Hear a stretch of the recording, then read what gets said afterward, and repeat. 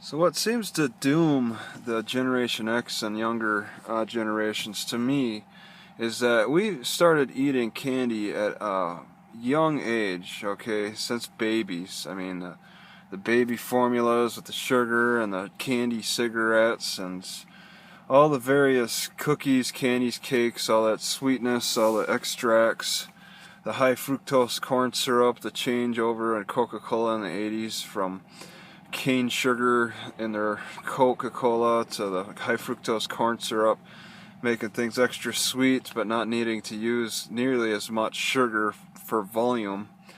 Just getting a high dose of sugar by the volume, being able to really make good concentrations of it, and consuming that at an early age in a very nonsensible way.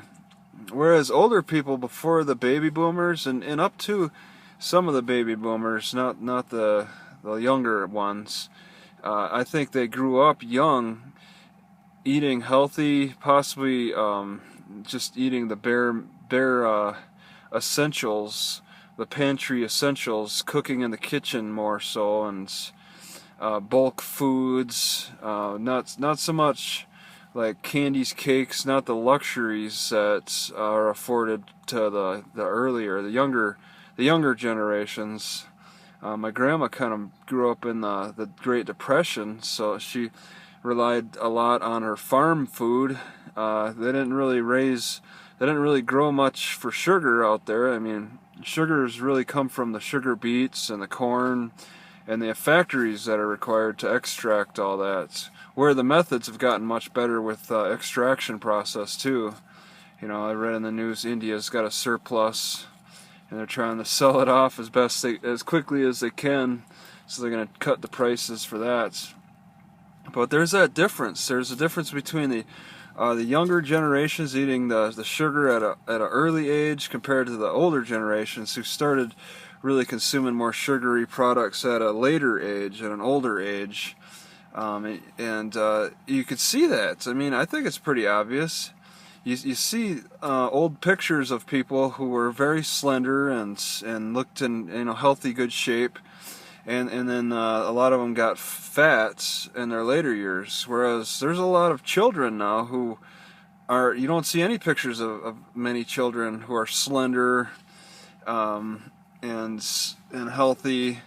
And I mean, we're still going through the process to find out what's going to happen, but yeah, that's an age difference, and when you have kids eating all that sugar at a young age, I mean, all those nutrients and stuff, all the lack of nutrients, all that sugar is going to their fat cells, and that's what happened to me a lot.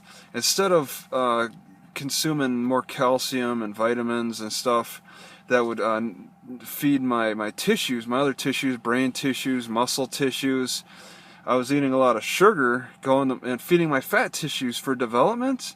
So as a young kid, I was developing my fat tissues more than I was developing my other tissues more so.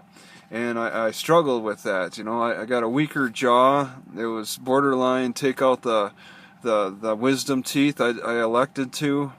But if I would have probably eaten just a little less sugar as a kid, and I didn't know, but if I probably would have eaten less sugar as a kid, I probably would have developed more of a jawline. I probably would have developed a more natural jaw that would have accommodated my wisdom teeth. Okay, because the jaw is one of the last features to develop as you're growing up. And if you have good nutrients, it can develop strong. If you have poor nutrients, it'll develop weakly. So there's that difference. And a lot of the older people, they were able to develop their strength, their jaws, their tissues, their bodies. They probably were smarter back then. Just because they were able to get the better nutrients. And I think it's always better to be slightly like undernourished than overnourished. But in Chinese medicine, it's better to be overnourished than undernourished. In my opinion, doesn't really matter. Maybe the Chinese are right.